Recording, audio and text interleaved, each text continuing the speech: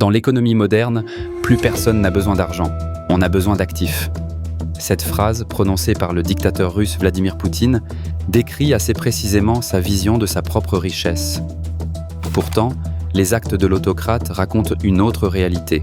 Poutine, personnellement, et son entourage ont besoin à la fois d'argent et d'actifs. Aujourd'hui, nous cherchons à déterminer à quel point le dictateur russe est riche. D'où viennent ces centaines de milliards de dollars, ces yachts, ces domaines et même ses palais. Alors que son salaire mensuel officiel est de 900 000 roubles, quel montage financier Poutine et son entourage mettent-ils en place? Et comment parviennent-ils à s'enrichir illégalement? Je m'appelle Yuri Kulinitch. Voici le projet selon les lois du Kremlin.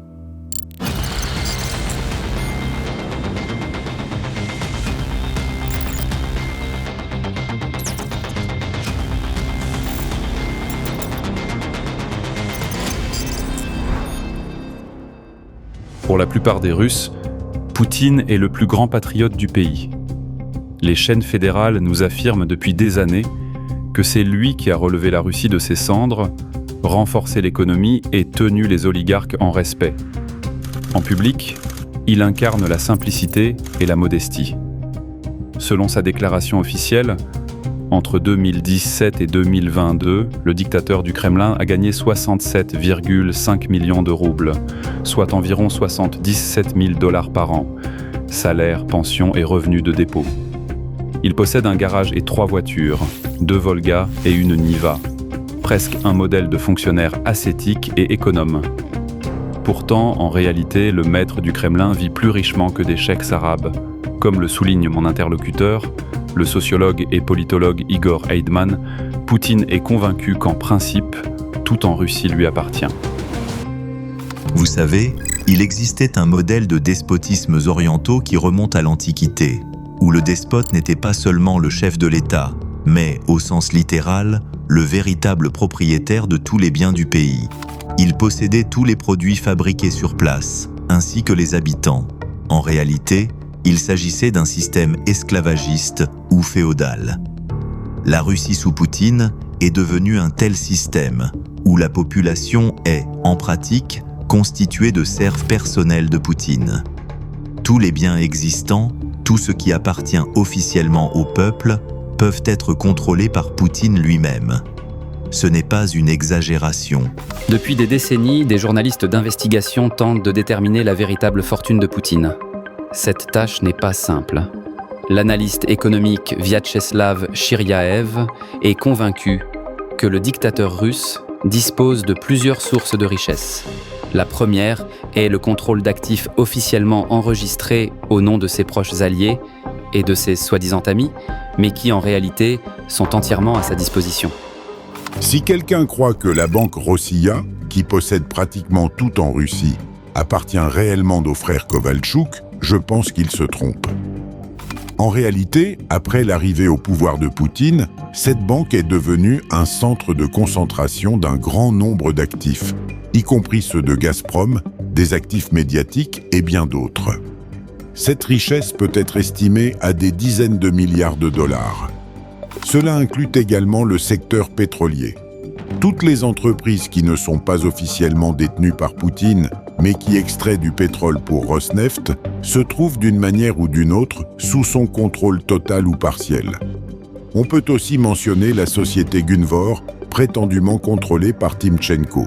Mais, en réalité, il n'en a plus le contrôle.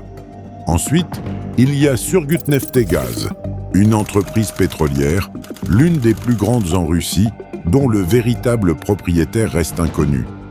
Officiellement, elle s'appartiendrait à elle-même via son propre fonds de pension. De tels actifs sont ainsi dispersés dans toute l'économie. L'un des schémas de revenus occultes de Poutine peut être appelé la dîme. Si vous avez de l'argent ou une entreprise, que cela vous plaise ou non, vous êtes obligé de partager. À première vue, cela ressemble davantage à l'intrigue d'un film criminel sur la mafia. Dans le monde civilisé, une telle pratique au niveau de l'État semble impossible. Cependant, dans la Russie de Poutine, tout est différent. J'invite nos spectateurs sur YouTube à liker et à commenter cette vidéo. Plus précisément, merci de m'expliquer pourquoi, selon vous, Poutine a réussi à transformer la Russie en un État complètement mafieux. Vyacheslav, comment fonctionne ce système et qui doit contribuer à la cagnotte personnelle de Poutine? Tout le monde y contribue, des entreprises comme Severstal jusqu'aux compagnies pétrolières. L'oligarchie entière a des obligations, soi-disant socialistes, de transférer une certaine partie de ses profits à une société offshore contrôlée par Roldugin, mais Roldugin n'est pas le seul à posséder de telles sociétés offshore. Et Poutine, bien sûr, tire les ficelles. On peut dire sans risque de se tromper que ces actifs comprennent des dizaines, voire des centaines de milliards de dollars, à la fois en liquidités et en titres financiers achetés par les gestionnaires de ces trusts et fonds. Cela représente encore des dizaines de milliards. Bien sûr, personne ne vous donnera jamais de chiffres exacts, mais nous comprenons comment fonctionne l'ensemble du système qui sert les intérêts financiers de Poutine. Ce n'est pas une exagération. Par exemple, les oligarques vivent dans l'opulence. Ils sont riches et bénéficient de tous les avantages et privilèges. Mais si Poutine, ou même quelqu'un de son entourage proche, jette simplement son dévolu sur leurs biens et Poutine le soutiendra, cet oligarque peut très rapidement passer d'un somptueux manoir à une cellule de prison beaucoup moins confortable. Cela peut se produire en quelques semaines seulement, et de tels cas sont déjà nombreux. Et une fois en prison, il pourrait facilement être torturé. L'une des étapes importantes de la consolidation du pouvoir de Poutine, et par conséquent de son enrichissement personnel, a été l'affaire Yukos et l'arrestation du magnat du pétrole Mikhail Khodorkovsky en 2003. À l'époque, le dictateur débutant Poutine aurait conclu un accord avec les oligarques, selon lequel ils devaient lui céder 50% de leur fortune. À ce moment-là, Khodorkovsky était l'un des hommes d'affaires les plus prospères de Russie. Le magazine Forbes estimait la fortune du patron de Yukos à 15 milliards de dollars.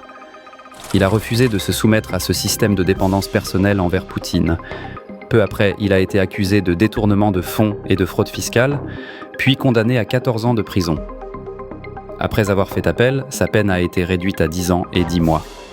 Nous nous souvenons tous très bien de ces histoires comme celle de Khodorkovsky. Mais cette affaire est simplement la plus médiatisée. En réalité, il existe de nombreux cas similaires. Poutine contrôle donc toute la Russie, tous ses biens.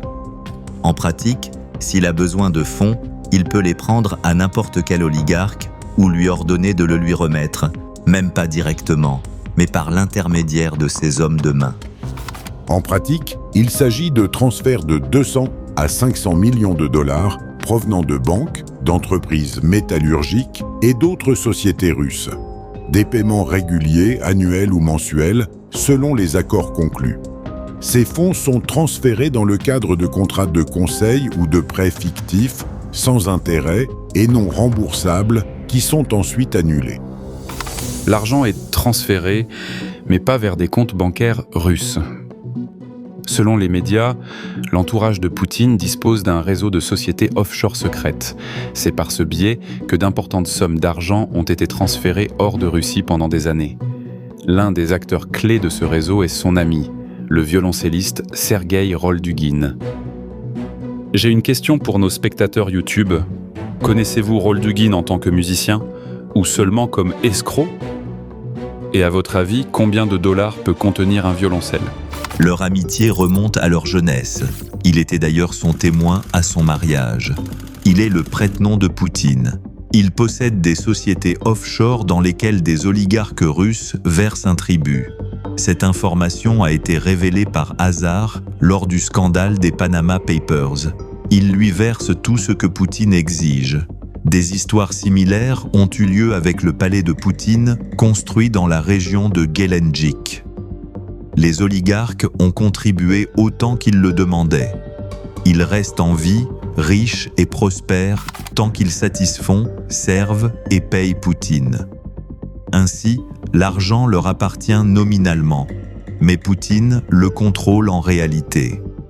Il dispose également de réserves financières spécifiques sous forme de sociétés offshore, dont les prête-noms sont Roldugin et d'autres proches de Poutine. Sur ces comptes offshore se trouvent également des dizaines, voire des centaines de milliards de dollars ou d'euros. En Russie, on a naturellement tenté d'étouffer l'affaire des comptes offshore de l'ami de Poutine. Jusqu'à présent, personne n'a fourni d'explication claire quant à la provenance des milliards de dollars présents sur les comptes de Roldugin. Vyacheslav, où et comment, précisément, des milliards de dollars sont-ils transférés hors de Russie ? Écoutez, il existe des entreprises qui ne sont pas situées en Occident, principalement à Hong Kong, à Singapour et aux Émirats arabes unis. Ce sont les 3 centres principaux où transitent encore d'importants flux financiers. Aujourd'hui, tout ce qui concerne l'exportation illégale de pétrole russe, toutes les sociétés intermédiaires qui captent la marge, c'est-à-dire la différence entre le prix de vente et le prix d'achat, est majoritairement enregistrée dans des juridictions qui ne sont pas directement contrôlées par les États-Unis ou l'Europe. Mais elles restent très peu fiables. Naturellement, les fonctionnaires corrompus n'apprécient guère ces juridictions, car les droits de propriété en Chine ou aux Émirats arabes unis en fin de compte sont assez fragiles. Dans des monarchies ou des dictatures communistes, vous ne pouvez pas être certain que vos enfants hériteront de ce que vous avez volé. Vyacheslav, nous parlons de différents groupes de personnes proches de Poutine. Tous, d'une manière ou d'une autre, enrichissent le dictateur, mais chacun a son propre rôle. Des sphères d'influence économique spécifiques leur sont-elles attribuées ? Et peut-on, de manière générale, répartir les oligarques en différentes catégories ?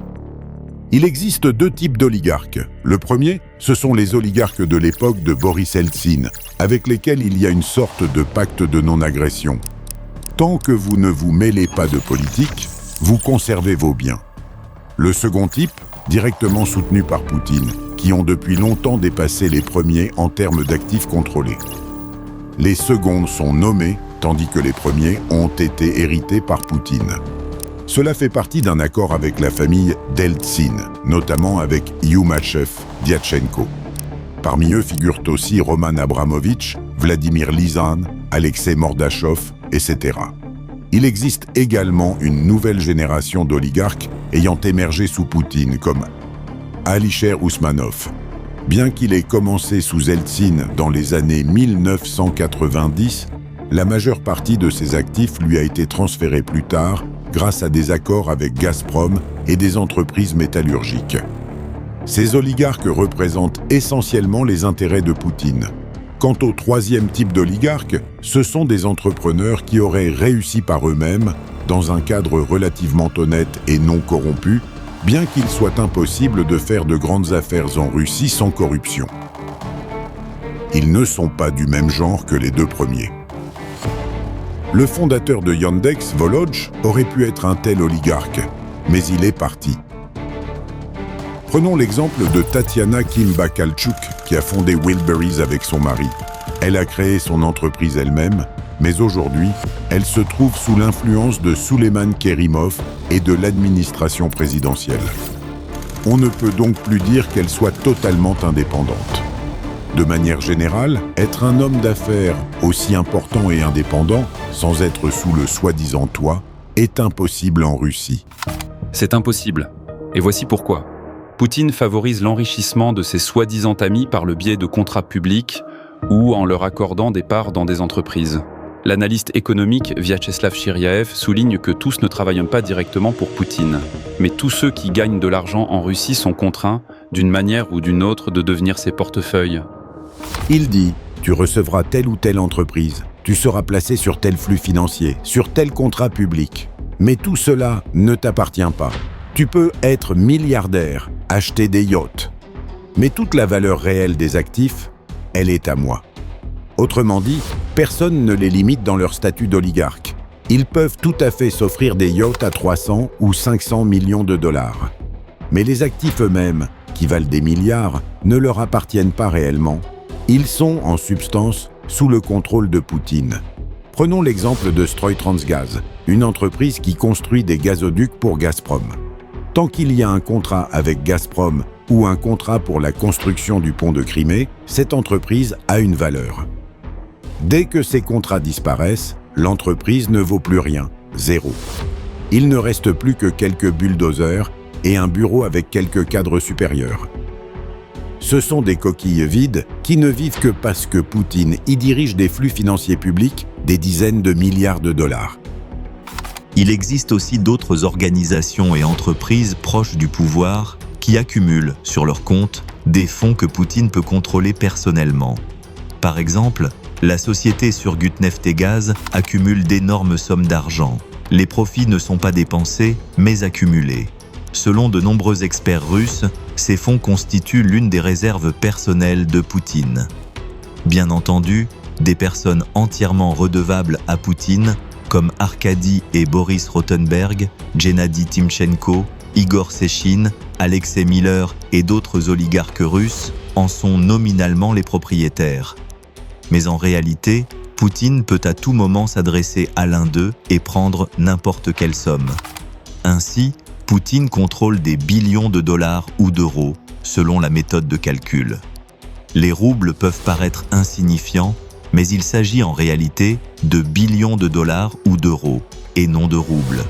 Voilà la situation. Chaque année, de nouvelles enquêtes sur les richesses secrètes de Poutine apparaissent. Mais en Russie, ces documents accablants, contenant des preuves irréfutables, ne suscitent aucune réaction. Je demande à ceux qui nous regardent sur YouTube de réagir et de répondre. Pourquoi, selon vous, les informations ou les enquêtes retentissantes sur la corruption du Kremlin ne provoquent-elles aucun écho en Russie ? Selon moi, Vyacheslav, les Russes devraient être les premiers à comprendre ou à ressentir sur leur propre peau les conséquences de la corruption au Kremlin.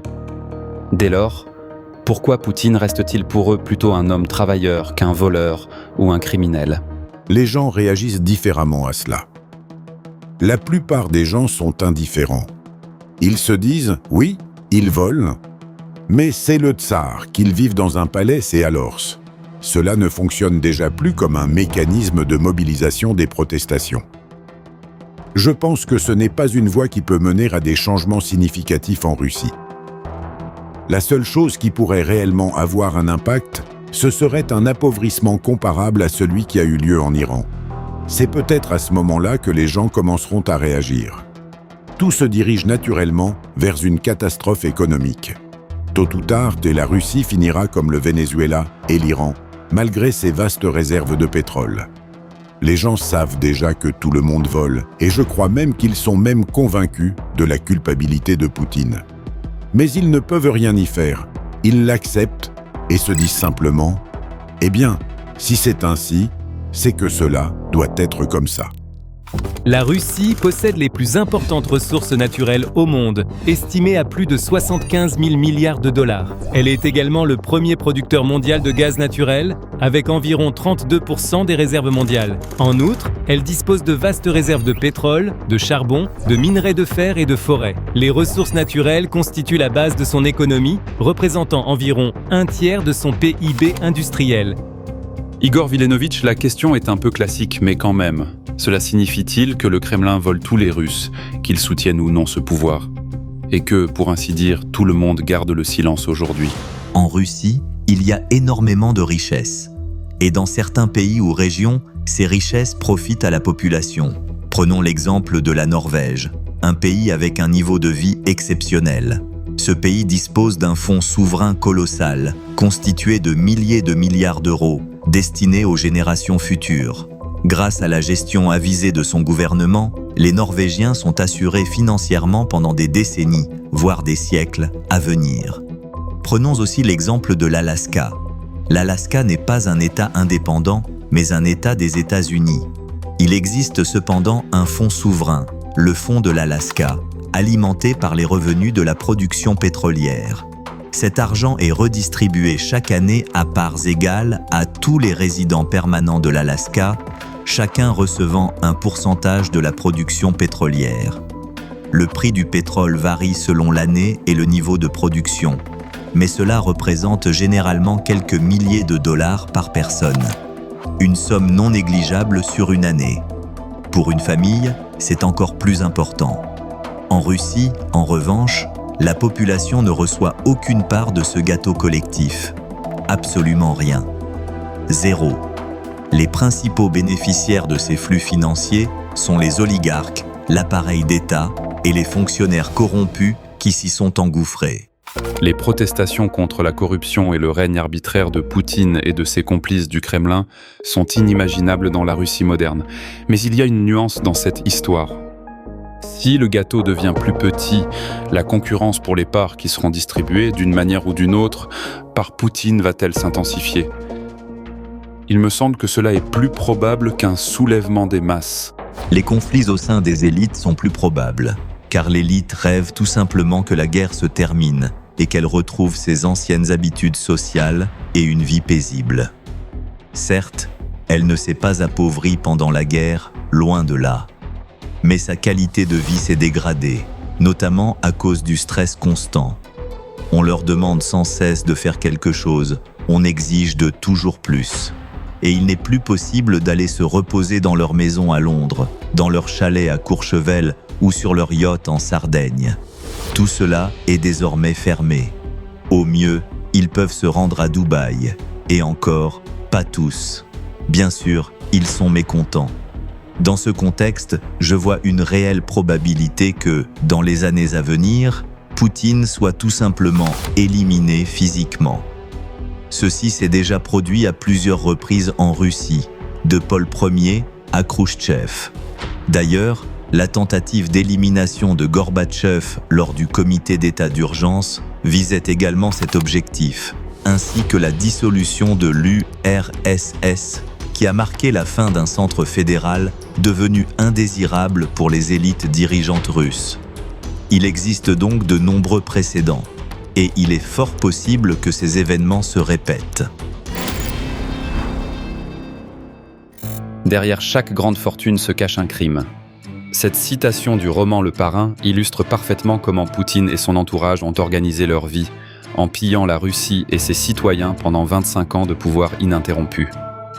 Avant son entrée dans la grande politique, Poutine était un fonctionnaire de niveau intermédiaire, sans intérêts commerciaux majeurs. Mais des transactions douteuses en ont entraîné d'autres. Et avec le temps, ses possibilités sont devenues sans limite, tout comme son appétit pour le pouvoir et la richesse. Le président de la Douma d'État, Vyacheslav Volodine, a déclaré « S'il y a Poutine, il y a la Russie », sous-entendant que l'État s'identifie exclusivement à une seule personne. C'est en quelque sorte une déclaration selon laquelle, sans Poutine, la Russie ne peut tout simplement pas exister sous sa forme actuelle. Un pays où toutes les lois sont adoptées pour servir les intérêts de Poutine et de ses acolytes. Un pays où les seuls à avoir réellement relevé la tête sont les proches du dictateur. Pendant ce temps, un Russe sur 5 se considère comme pauvre. Et comment pourrait-il en être autrement dans un pays qui appartient, en pratique, personnellement à Poutine, habitué à prendre tout ce qui lui plaît ? Je m'appelle Yuri Koulinitch. C'est le projet Selon les lois du Kremlin.